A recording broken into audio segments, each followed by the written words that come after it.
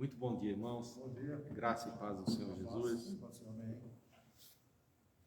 Vamos para mais uma aula da Escola Bíblica. Por favor, tomem suas Bíblias e abram no Salmo de número 82. Vamos avançar mais um pouquinho. Domingo passado foi 79, né, pastor? Isso, no domingo passado nós falamos sobre as consequências, dos erros do passado. Foi. Entendendo, interpretando as consequências. E hoje nós vamos falar sobre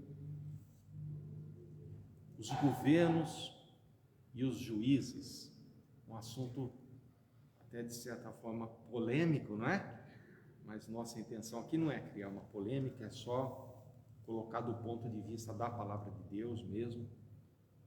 Baseando, né? Isso, é mais um salmo atribuído a Asaf, o mestre de música, o levita. E esse salmo, ele é uma advertência de Deus, uma repreensão de Deus aos magistrados, aos juízes e aos governantes, sendo Deus o justo juiz, o supremo juiz, não é? O juiz dos juízes. Então, ele mostra aqui, o salmista mostra Deus indignado pela forma como os magistrados, os juízes da época e os governantes tratavam as pessoas inocentes, as pessoas pobres, as pessoas frágeis, os necessitados. Então Deus faz uma advertência e essa visão do Salmo 82 é muito útil para nós hoje também, porque ela transmite uma advertência de Deus que é válida para todos aqueles que estão investidos de algum tipo de autoridade. Não precisa ser só um prefeito, um governador, um presidente da república, um juiz, quer seja de primeira instância, de um tribunal de alçada ou mesmo de um supremo tribunal, mas todos aqueles que tenham alguma investidura de autoridade, pode ser no local de trabalho, pode ser até mesmo dentro do contexto familiar, pode ser na vida religiosa, no sacerdócio. Então, todos aqueles que têm algum tipo de autoridade, vale prestar muita atenção naquilo que Deus tem a dizer. É importante nós compreendermos também que a palavra juiz, aqui, alguns usam juiz, outros usam magistrado, outras traduções usam governante. Então, na verdade, o juiz não era só o juiz como nós conhecemos hoje, o juiz que está lá, no tribunal. Eu mesmo já estive algumas vezes, eu sei como é que é, não sei se os irmãos têm essa experiência, de ir até um tribunal, quer seja como uma testemunha, ou mesmo até como um acusado, mas eu já tive essa experiência. Então, aqui na Bíblia, os juízes eram também os que governavam, porque em muitas situações, essas funções de julgar e de governar a nação, elas se sobrepunham. O mesmo que governava era o mesmo que julgava, ou vice-versa. Nós, inclusive, temos o período dos juízes, lembram-se? Os juízes tanto julgavam como governavam a nação. E mesmo depois do período dos juízes, quando veio a monarquia, que começou com Saul, o primeiro rei, nós vemos que os reis também julgavam. Tem um fato célebre, que é aquele daquela criancinha e aquelas duas mães que se apresentaram diante de Salomão, E quem que deu o veredito? Foi o rei Salomão, Então ali ele tanto julgou como ele governava. Então, só para deixar bem claro isso, que a mensagem do Salmo 82 é para o juiz, para o governante, ou seja, para todo aquele que está investido de poder decisório, aquele que está investido de algum tipo de autoridade. Vamos ler o Salmo? É curtinho, Vou ler aqui na versão revista e atualizada, que é a mais mais utilizada, eu creio pelo menos na nossa igreja, mas você acompanha aí, por favor. Salmo de número 82. Deus 82. Eu entendi 80. 82. Ah, tá. Olha, é curto mesmo. É curtinho, são apenas 8 versículos. Não é? Deus assiste na congregação divina, no meio dos deuses estabelece o seu julgamento. Até quando julgareis injustamente e tomareis partido pela causa dos ímpios? É uma pergunta aqui. Fazei justiça ao fraco e ao órfão, procedei retamente para com o aflito e o desamparado. Socorrei o fraco e o necessitado, tirai-os das mãos dos ímpios. Eles nada sabem, nem entendem, vagueiam em trevas, vacilam todos os fundamentos da terra. Eu disse, sois deuses, sois todos filhos do Altíssimo. Todavia, como homens morrereis, e como qualquer dos príncipes, haveis de sucumbir. Levanta-te, ó Deus, julga a terra, pois a ti compete a herança de todas as nações. Vai falar tudo desses dias mesmo, hein? Não é? É bem interessante. Irmãos, nessa passagem, parece assim, dá a impressão de um cenário, né? Uma cena de tribunal. Não sei se vocês já assistiram a algum filme, né? Sobretudo os filmes americanos gostam muito de dar ênfase, né? Naquela questão dos tribunais. Então, tem todo aquele ritual, aquela coisa. E é bem interessante mesmo. Eu particularmente gosto muito desses embates assim, não é? Mas é no mínimo aqui uma assembleia, né? Uma reunião em torno de um chamamento de Deus, de uma advertência de Deus, e o próprio Deus é quem convoca essa sessão de um tribunal, né? Para chamar a atenção dos governantes e dos magistrados para que eles deem atenção, porque eles estava havendo aqui um desvio de finalidade, ou seja, aqueles que deveriam defender os fracos, os órfãos, os inocentes, não estavam cumprindo a sua missão. Pelo contrário, a justiça estava sendo pervertida. Eles estavam deixando de fazer o que deveriam fazer, porque estavam advogando em causa própria, estavam defendendo seus próprios interesses, né? Criando facilidades para uns e dificultando a vida de outros. Então, aqueles que mais precisavam estavam totalmente desassistidos. Então, ele diz aqui que o Senhor há de se levantar, porque ele julga a terra, e a ele compete a herança de todas as nações. Mas o fato é que desde lá do livro do Gênesis, já logo ali na obra da criação, capítulo 1, final do capítulo 1, nós observamos que Deus, ele deu ao homem, quando eu falo homem, aqui é o ser humano, é o sentido antropológico da palavra, é homem, é a mulher, não é?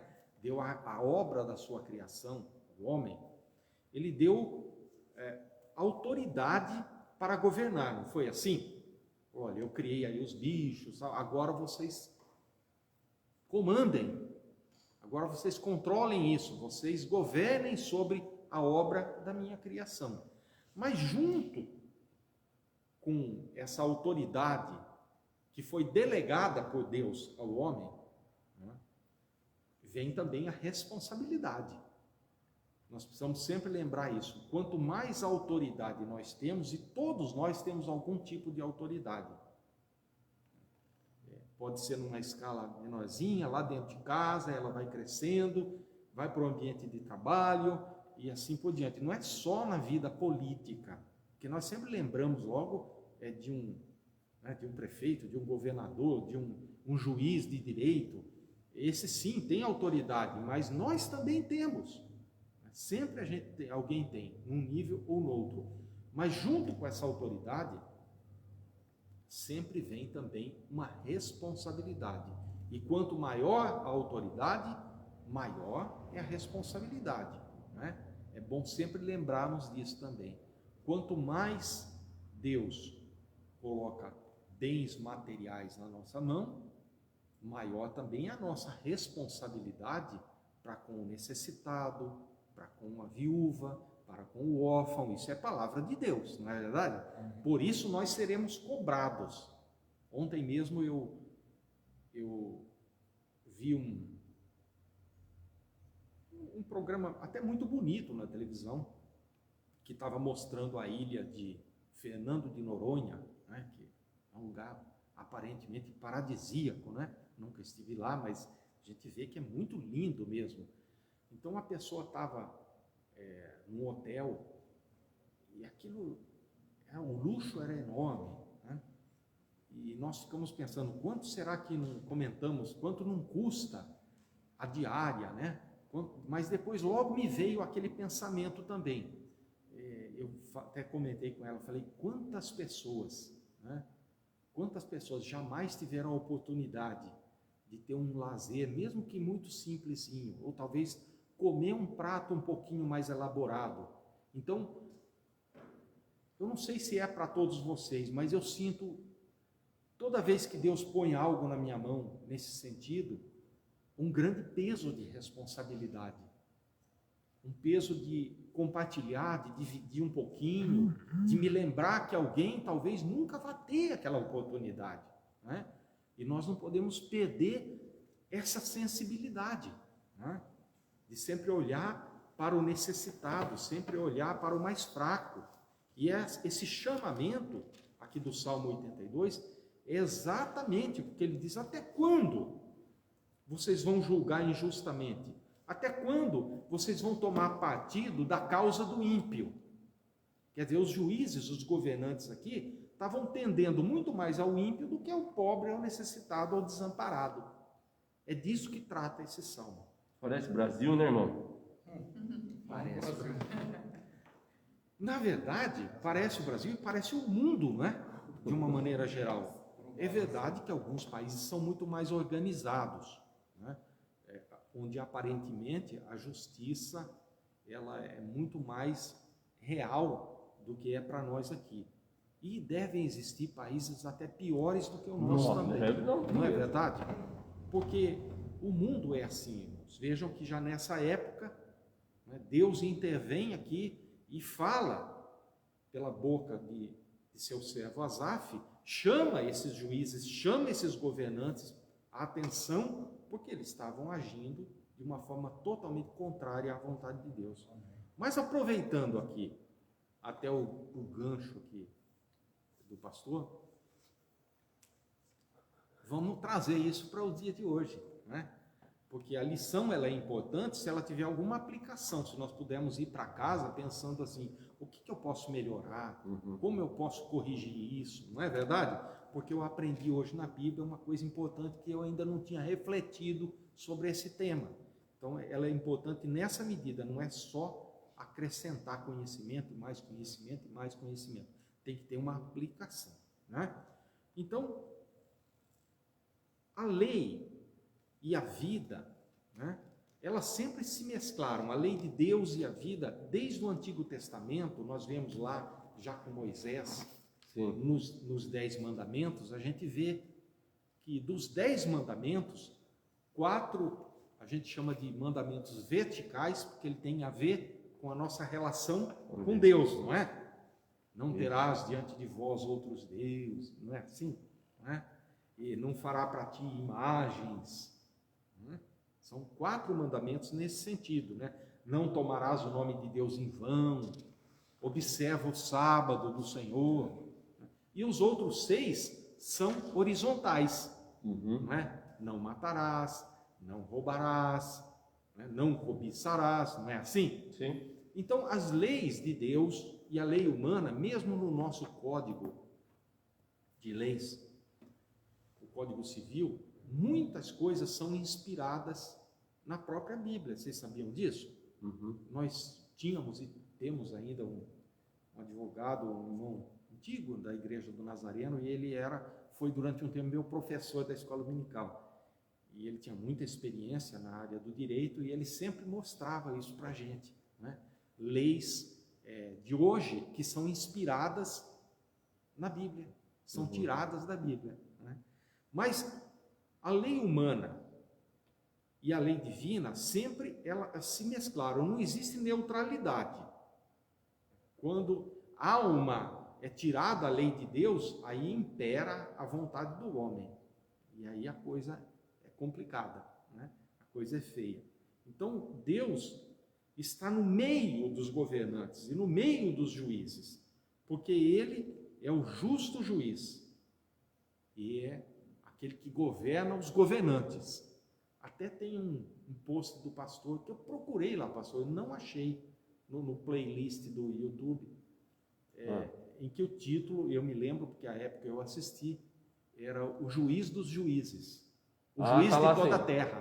Tá lá sim. Eu não achei o juiz de toda a terra. Tá lá. Eu queria falar para os irmãos para ir lá do dia tal, para olhar depois, que ele fala, o senhor fala sobre esse assunto. Tá sim. O juiz de toda a terra. Isso Esse é o mesmo. título. Esse né? é o tema. Então, eu me lembro dele. Mas olhem um exemplo, por exemplo. Um exemplo, não. É um exemplo, né? Um exemplo clássico disso. Vocês se lembram do julgamento do Senhor Jesus? Como que aconteceu? Pilatos já estava convencido da inocência de Cristo, né?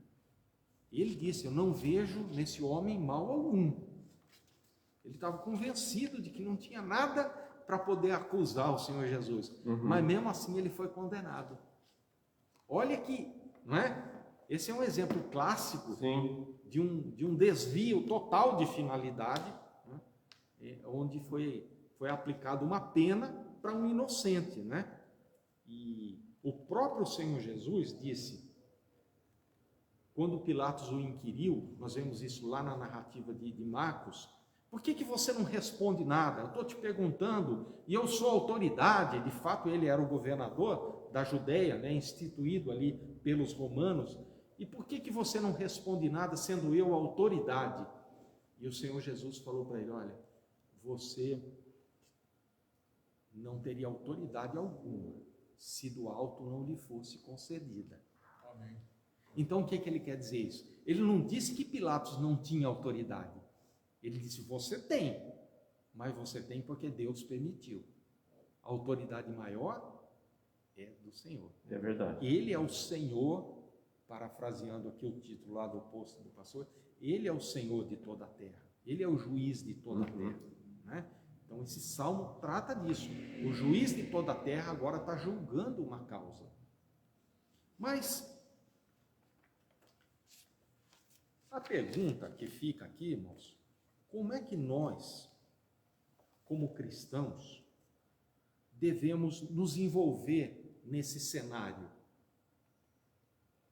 Imaginemos agora, nós estamos vivendo aqui a nossa vida, e por todos os lados nós encontramos circunstâncias, umas favoráveis, outras desfavoráveis, não é? Umas que nos ajudam a caminhar, outras que nos atrapalham na nossa caminhada. E existem três tipos, né, de pessoas que nós poderíamos classificar em relação aos governos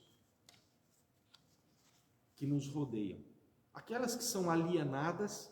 Bom dia, querido. O que é um alienado? O alienado é aquele que fala assim: não, eu vou vivendo a vida, mas eu não quero me envolver com isso, eu nem estou sabendo de nada, eu não procuro entender o que está ocorrendo ao meu redor. Esse é o alienado. Existe também aquele que é consciente. O consciente é aquele que tem a informação. Ele sabe o que ocorre ao seu redor. Ele procura se informar, ele discute aqui no sentido de conversar, ele tem diálogo, né, com outras pessoas também conscientes para poder aprimorar o seu entendimento. Esse é o consciente. E tem também o engajado. O engajado é aquele que não só tem consciência, não é? Como se envolve na causa. Ele defende um ponto de vista, né? Ele é um ativista naquela causa. Ele se envolve de uma maneira integral. Então temos o alienado, nós temos o consciente e temos o engajado. Isso mesmo. Todos nós estamos numa dessas três categorias em relação aos governos e aos juízes nessa vida. Ou nós nos alienamos de tudo, né, como um eremita urbano, né? Ou nós nos conscientizamos, mas ficamos na nossa, como costumamos dizer, ou nós nos engajamos e defendemos uma causa, né? Numa dessas três categorias nós estamos, porque veja bem, nenhum ser humano, e nós estamos falando aqui especificamente dos cristãos, ele é apolítico. O que é apolítico? É aquele que não tem nenhum envolvimento, absolutamente nada com a política. Nós podemos, e até devemos, em certa medida, de ser apartidários. Por exemplo, a igreja, ela se declara como sendo apartidária. A igreja não toma causa aqui de A, de B ou C. Tanto que os irmãos nunca viram nenhum político vir fazer discurso aqui na igreja. Como até algumas igrejas até aceitam esse tipo de situação. Mas nós não aceitamos. Mas isso não significa que ela seja apolítica. Ela é apartidária. Não é? Pois não. Ele não vem, mas ele vem fazer presença. Vem presente na igreja? Ele vem fazer presença. Ah, sim, sim. Mas aí... Não faz política, sim. mas traz a sua presença. Ah, sim. Mas aí é algo lícito, né? Não seria, nós não podemos impedir, porque a igreja até pela própria legislação, ela não pode impedir uma pessoa de entrar aqui. Os irmãos sabem disso, né? Por exemplo, nós temos pontos de vista com relação à questão de gênero e não abrimos mão disso, não é, pastor? Sim. Mas se um homossexual declarado entrar aqui, nós não podemos barrar ele lá fora. Vocês sabem disso, né? Nós temos ética, Claro, temos que ter uma conduta, temos que ter, inclusive, amor por essa pessoa. Com relação ao político, eu entendo o que a irmã está falando.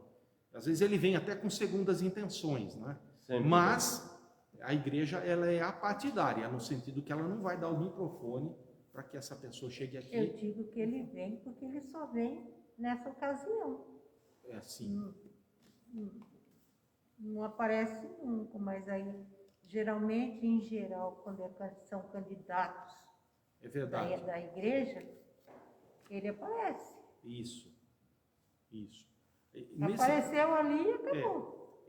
Mas Ele não fala nada, mas traz sua presença. Isso.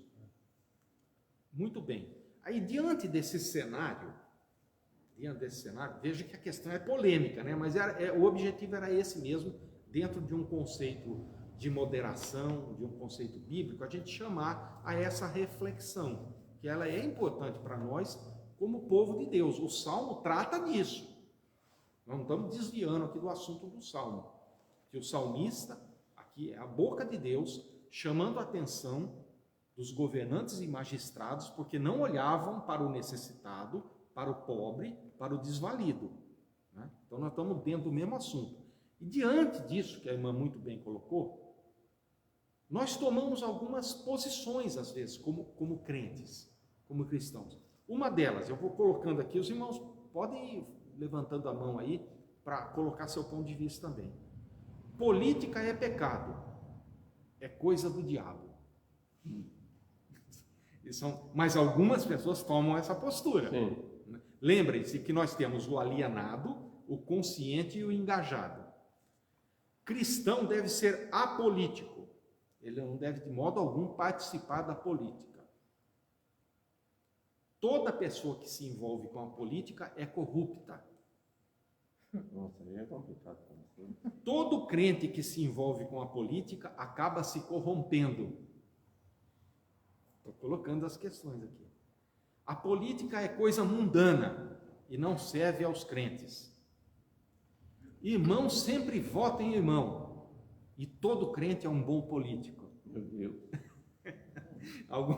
Alguém está dizendo misericórdia, irmão. Misericórdia. Né? Mas os irmãos compreendam, por favor, eu estou querendo suscitar exatamente um debate sadio. Sim. Né? Um debate apartidário, mas não apolítico. Nós temos que ter Sim. uma posição, nós temos uma causa, né? Nós temos a lei de Deus, nós temos a palavra de Deus que nos dá uma direção.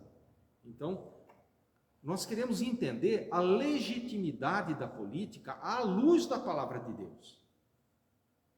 Sim. Um dos maiores teólogos da Reforma, chamado João Calvino, teólogo francês, né? Ele disse que não se deve pôr em dúvida que o poder civil é uma vocação. E ele diz assim, não somente legítima, como desejável diante de Deus, e também muito santa e honrosa. E Calvino defendia essa tese, né? Que é uma atividade santa, honrosa e deve ser exercida com temor diante de Deus. Eu particularmente concordo com ele, mas se você discorda, eu respeito também o seu ponto de vista. Acho que o crente, o cristão, ele não necessariamente precisa ser um engajado, ele não precisa ser um ativista.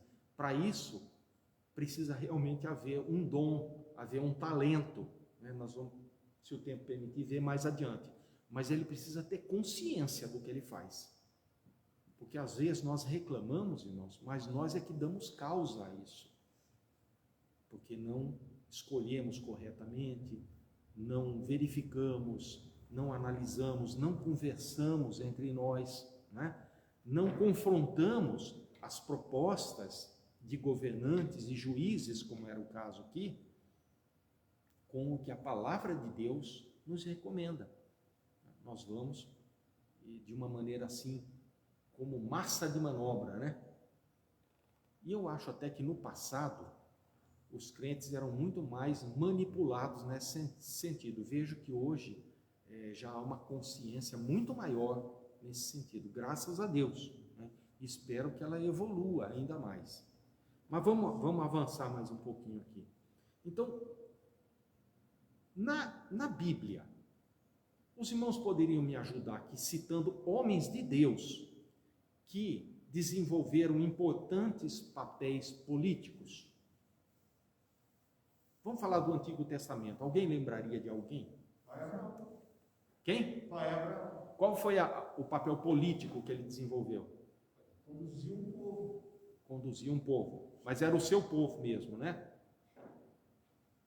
Era o seu povo, mas ali houve uma grande mistura já quando saiu de lá. Sim. E ele teve que, praticamente, tanto é que esses 40 anos que eles tiveram aí de deserto, eles foram se ajeitando para ser um povo só. Ele foi um líder. Um líder nato, né? Ele nasceu Isso. para aquilo. Não, Deus escolheu ele lá atrás. Deus o separou para esse fim, né? Um outro, por exemplo. Salomão. Hã? Salomão, não foi? Salomão? Foi. Até enquanto ele não... Como um rei, né? Até enquanto ele não escorregou o pezinho lá, É. ele foi... Mas vamos ver se vocês lembram de algum que desenvolveu uma função política, ou alguns, mas assim que realmente foi... José foi muito bem. Pastor não vale responder. Porque José foi demais, né, irmãos? José foi lá na outra nação, não é verdade? E lá ele se tornou um governador. Ele só era abaixo do faraó mesmo, não é? Dizem que quem inventou o comunismo foi o José. É. Porque tudo ficou na mão do Estado a troco de comida. Dizem que foi por aí. Mas foi por um, O Marx, foi por um período de tempo. Marx está levando a Né? fama aí, mas não foi ele, não. Mas José foi um dos grandes, né? Também outros, como Moisés, né? Eu tomei nota de alguns aqui. Josué. Neemias. Quem? Neemias. Sem dúvida. Neemias foi grande, está na lista aqui também. E um que eu achei que é o que eu mais gosto, né? Que foi Daniel. Daniel, lembram, né? Porque Daniel está nesse contexto de história que a gente vem estudando ali, do Império Babilônico, e Daniel dentro ali do palácio do rei de Nabucodonosor, ele se destacou, não é? Que moço especial que era Daniel, não só inteligente, como também pela sua dignidade, pela sua postura diante do rei, pela sua firmeza em afirmar sua fé, né? Então, Daniel, e tem outros tantos aí, se a gente for Ezequias, Josias também, o rei Josias também foi um rei muito, um grande líder, né? Um homem de Deus. Agora, no Novo Testamento, eu estou desafiando os irmãos aqui. Alguém que era um político mesmo, mas segundo a vontade de Deus, um político que deixou um exemplo muito, vamos ver se vocês são capazes aí. Político? Paulo não. Não. Paulo não foi exatamente foi um homem maravilhoso, um homem de Deus, mas não um político. Eu vou falar um para vocês, que era um senador, José de Arimateia. É isso mesmo, José de Arimateia. E José de Arimateia era amigo do Senhor Jesus. Isso mesmo. Era amigo de Jesus. Ele era o quê? Político? Político. Ele era senador. Era assim. Quer ver outro? Zaqueu. Zaqueu seria nos dias de hoje como um auditor da Receita Federal. Auditor da Receita. Zaqueu era um coletor de impostos, né? Que também se converteu, mudou radicalmente a sua conduta, o seu caminho, se tornou um seguidor, né, do Senhor Jesus. Então, apenas para citar alguns, né, que deixaram esse legado importante, que a despeito de serem políticos, né, eles deixaram uma história, deixaram um ensino de conduta, de ética, né, para nós. Tanto no Antigo como no Novo Testamento existem outros, viu, irmãos? Senão a gente vai se estender demais aqui, né?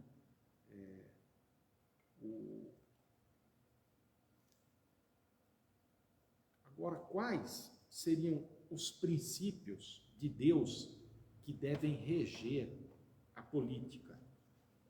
Visto que ninguém é apolítico, nós podemos ser apartidários, não é? Não tendemos a esse ou aquele partido, mas algum exercício de política todos nós fazemos, mesmo que seja só dentro da nossa casa. Os princípios de Deus são critérios que precisam ser claros. O povo de Deus não deve ser omisso. Às vezes a gente acha que devemos ser omissos, mas nós devemos, de certa forma, ter um protagonismo nessa questão. Não podemos ficar alienados.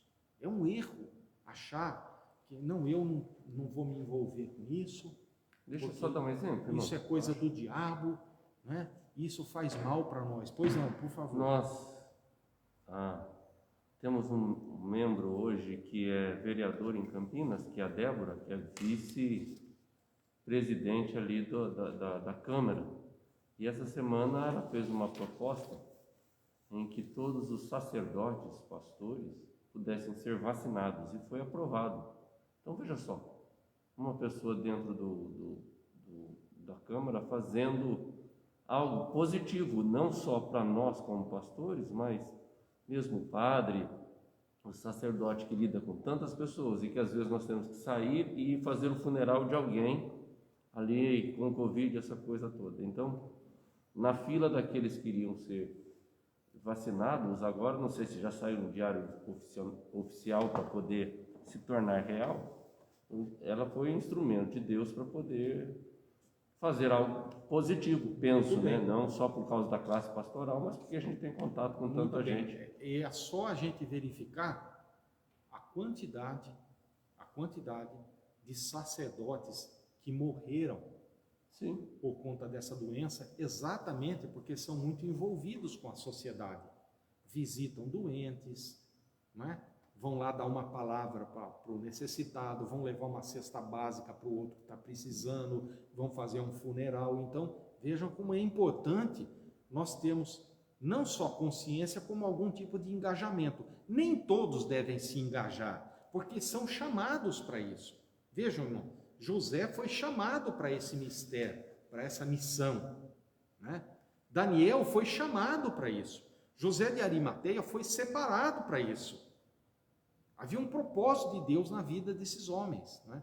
Não é mas todos devemos ser conscientes. Pois não, irmão? Fala assim, nós muitas vezes somos chamados para reclamar dos políticos, não para ajudar, não para fazer alguma coisa, mas nós temos esse chamado pessoal, cada um, de reclamar, de apontar o dedo para eles, mas nunca de fazer nada com eles. Eu também me incluo. Sim, fazer nada quando o irmão se Nós não fazemos nada. O político lá, ele fez alguma coisa errada, você aponta o dedo, reclama, mas você não faz nada. Entendi. Muito bem, é verdade. É verdade. Isso é muito comum. Então, tem um provérbio, os irmãos que gostam de anotar, o provérbio número 29, no verso número 2, ele diz assim: quando os justos florescem, ele está falando dos governantes, quando os justos florescem, o povo se alegra. Mas quando os ímpios governam, o povo geme. Sim. Provérbios 29, verso 2. Olha que coisa. Então, quando o ímpio governa ou julga, que é o tema aqui do Salmo 82, o povo geme, porque sofre as consequências de um magistrado ou de um governante ímpio, que não olha para a causa do necessitado, do pobre, do desvalido. Os irmãos estão compreendendo Sim. o objetivo? Quando eu falo de termos de ter consciência, porque nós podemos muitas vezes mudar essa situação, mudar esse quadro, se não para a nossa geração, para a geração que vem após nós, né? Para isso precisamos ter consciência dos fatos. Nós precisamos olhar para governantes que amem a justiça, que amem a justiça. O político precisa olhar com especial atenção para os pobres e para os necessitados, ou seja, precisa haver uma política social. É o tema aqui do Salmo. Ele diz, olha, ninguém está olhando para o pobre, ninguém está olhando para o inocente e para o necessitado. Vocês estão defendendo as suas próprias causas e vocês estão fazendo parceria com os ímpios, ao invés de olhar para aquele que mais precisa. Qual é o perfil que o político deve ter? Eu sei que eu estou levantando aqui uma questão polêmica, que talvez alguém pode até não concordar, mas pelo menos eu tenho consciência que eu levo os irmãos a refletir. Eu acho que eu A vou pensar chamar você sobre- para dar essa aula aqui quando tiver prestes de novo aí a ter eleições de vereador aqui Também. na região aqui, porque é uma vergonha, gente, é uma vergonha. É uma vergonha, é Uma verdade. vergonha. É uma vergonha. Principalmente dos cristãos. Então nós ter precisamos olhar essa para isso, consciência irmãos. aqui. Nós não podemos, como povo de Deus, simplesmente nos esconder, porque nós temos uma grande influência, né? E sobretudo, esse momento, no mundo afora, mas no nosso país, nós vivemos dois extremos, não é verdade? A questão política no nosso país, ela se polarizou. E o perigo dos extremos é que eles levam a um certo tipo de fanatismo. Ou as pessoas aprovam 100% ou reprovam 100%. Ou aprovam 100% ou reprovam 100%.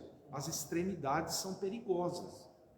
E o crente não pode perder a sua capacidade de crítica, a sua capacidade de avaliação. Nós não podemos ficar cegos e bitolados, não é? Por esse ou por aquele. Nós temos que confrontar tudo contra a palavra de Deus. A nossa referência, a nossa base é o Decálogo e os Evangelhos. O que fugiu disso é anátema, né? São as leis de Deus e o Evangelho de nosso Senhor Jesus Cristo. O político, para nós, tem que se enquadrar dentro desse propósito. Se não se enquadrar, não serve. Então, para isso, o perfil de um político, como é que deve ser o perfil de um político? Primeiro, ele tem que ter vocação. Uma pessoa não está credenciada a um cargo político exclusivamente por ela ser evangélica. Tem muito evangélico que nos envergonhou, Sim. fez um desserviço à causa. Ou os irmãos concordam ou não? Sim, senhor. Não é? Fez um desserviço à causa. Por quê? Porque ele não tinha vocação para aquilo. Ele não era um homem ou uma mulher chamado para aquela função. Ele foi ali por interesses escusos, por outros interesses. Porque foi indicado, porque estava de olho naquela vaga, porque não queria trabalhar, ou enfim, eu não sei. Mas não é porque ele tinha vocação. Ele ou ela. Segundo lugar, precisa ter preparo intelectual. Isso não quer dizer que tem que ser um doutor, um PhD, não é isso que eu estou falando. Né? Mas precisa ter preparo intelectual, precisa ser uma pessoa preparada, precisa ter independência para pensar, como nós dizemos, não comer na mão dos outros. Ele não pode ser refém de espertos. Né? A gente, olhando para a figura de Moisés, por exemplo, Moisés ficou 80 anos se preparando para depois ficar 40 anos servindo. Ele mais se preparou do que serviu. Sim. Né? Quando ele chegou ali para servir, ele era um homem absolutamente preparado. Também precisa ter um caráter incorruptível. Aí já começou a complicar, né? Então, é por isso que é uma das funções do professor, não é simplesmente trazer conhecimento, mas é provocar, porque é assim que nós crescemos, né? Inclusive politicamente. Eu provoco e os irmãos dizem, né? Porque eu já volto com o irmão. Ele precisa ter um caráter incorruptível, porque ele não pode sucumbir diante do suborno, da corrupção, né? Ele não pode vender a sua consciência. E eu acho interessante quando a gente olha para a figura de Daniel, porque para Daniel foi oferecido de tudo, né? E a Bíblia diz assim, e eu acho linda essa frase, irmãos, e Daniel determinou em seu coração não se contaminar. Que coisa linda, que exemplo esse moço deixou. Daniel determinou em seu coração não se contaminar. Se os nossos políticos, né, aqueles pelo menos ditos evangélicos, pudessem determinar em seu coração não se contaminar.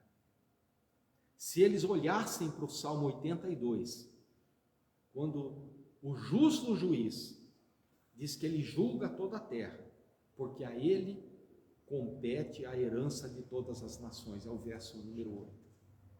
Seria muito bom, né? Pois não, irmão, por favor. Assim, a consciência política, nossa, hoje nós temos que ter uma consciência, porque o ano passado, quando houve a eleição, houve a última eleição, eu recebi convite para ser vereador de Campinas. Ah, é? E eu falei assim para ele, eu só posso ir depois que eu consultar o meu tio, um senhor de 85 anos, eu tenho diálogo com ele. Aí eu consultei o meu tio disse assim, quantos anos você tem, Zé? Eu falei, vou fazer 59. Ele falou assim, então vamos por 60 você tem, Zé. Quantos anos você levou para fazer o seu nome na cidade, com todos os seus amigos? Eu falei, 60 anos. Ele falou assim, então, você quer conservar ele? Olha a visão que o meu tio tinha. Uma visão que eu ia estragar o meu nome. Entendi. Então, se eu levei 60 anos para fazer, em 4 anos eu acabaria com ele. E, tendo essa nova visão, vem mostrando, a gente pode melhorar a cidade que a gente vive. Não, a gente tem que correr o risco. Né? Então, em vez de eu reclamar, eu posso melhorar a minha cidade. A minha vocação pode ser essa. Exatamente. Ele falou assim, só que ele, meu tio, falou, ele tinha medo de uma coisa, que do meu jeito de ser, que ele conhecia, que eles podiam me matar. Compreendo. Porque se você não comer na mão dele, você morre também. Então tem tudo isso, irmão. Tem tudo, tem muita coisa. Estamos assim, a pontinha do iceberg aqui, só levantando. Pois não. O que está falando é verdade. Enquanto tentou fazer alguma coisa, Campinas, para o Brasil, mandou matar. Então quer dizer que onde eu quero chegar? Tem uma máfia, tem uma coisa instalada já ali. Não tem como mudar isso. Para mudar isso aí é só Jesus Cristo. Para dar um fim nesse Brasil, nesse caos que está esse país. Porque o certo para eles agora é o errado. O errado é certo.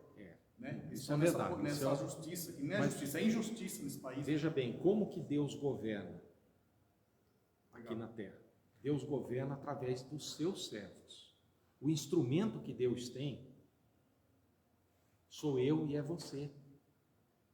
Quando ele fez lá na obra da criação, ele atribuiu, ele delegou essa informação, esse poder, essa autoridade. É o que o Salmo está dizendo aqui, ó.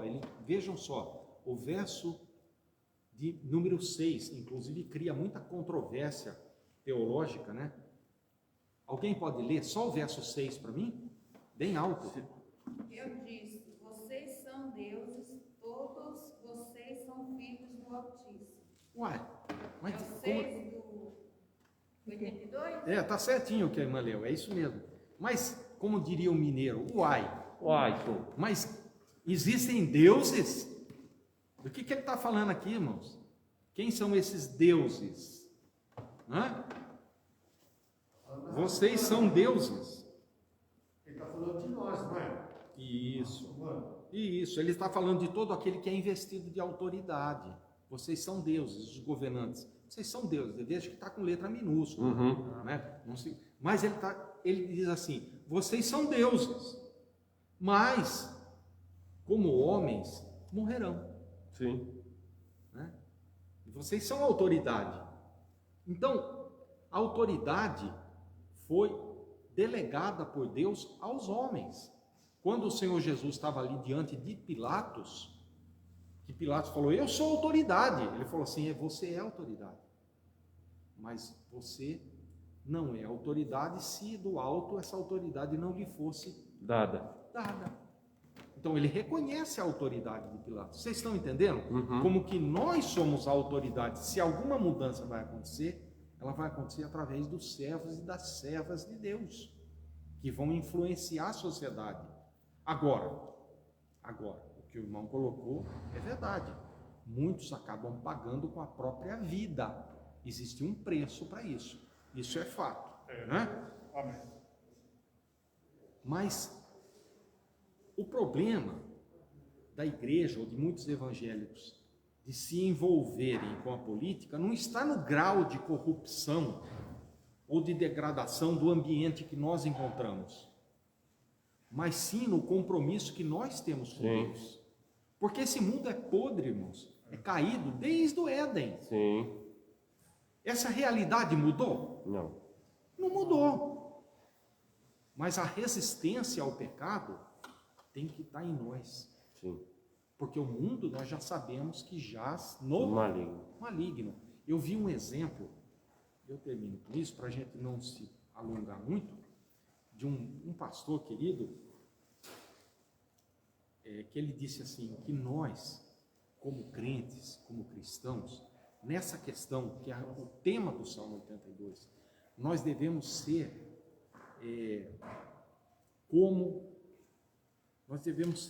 como as garças, que apesar de pisarem na lama, mantêm as suas penas brancas. Nunca mais eu esqueci dessa ilustração. Não entendi direito. E é mesmo. Nós devemos ser como as garças, que apesar de pisarem a lama com os seus pés, mantêm as suas penas brancas. Então, nós estamos num mundo de pecado, mas esse pecado, essa corrupção, não deve entrar dentro de nós e muito menos dentro da igreja. Amém? Amém. Então, vamos sempre pensar nisso. Vamos lutar pelas causas do pobre, do necessitado, do desvalido. Vamos atentar, não sermos alienados. Nós podemos até não ser um ativista, mas como crentes, como cristãos, nós temos uma postura muito bem definida. e ela é definida pela palavra de Deus. Em todos os segmentos da sociedade, todos, existe o risco de nós nos corrompermos, não é? O risco está sempre aí, só depende de nós termos firmeza e ficarmos pertinho daquilo que a palavra de Deus nos ensina. Amém? Amém. Irmão, só para terminar, para resumir, né? Tudo isso aí, sabe? Eu vou fechar aqui só, irmão, porque senão depois não dá o tempo nosso vai estar Não, depois vai extrapolar, não consigo pôr na internet.